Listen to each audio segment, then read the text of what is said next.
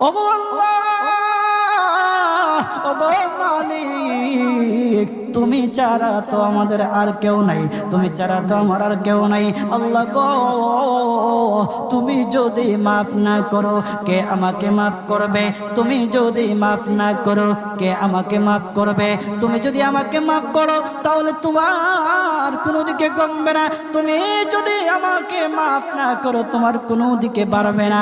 আল্লাহ গো, তুমি আমাকে মাফ করে দাও। সারাটা জীবন অন্যায় কাজ করেছি, সারাটা জীবন নাফরমানি করেছি, আমার কাছে কালেমার দাওয়াত কম আসে নাই, আমার কাছে কালেমার দাওয়াত কম আসে নাই, আমাকে লোকেরা কম বোঝায় নাই। ওগো আল্লাহ, তুমি আমাকে মাফ করে দাও। মাফ না করলে কোথায় যাব, কার কাছে যাব? বাবা যখন মারে তখন মার কাছে আশ্রয় নেওয়া যায়, মা যখন প্রহার করে তখন বাবা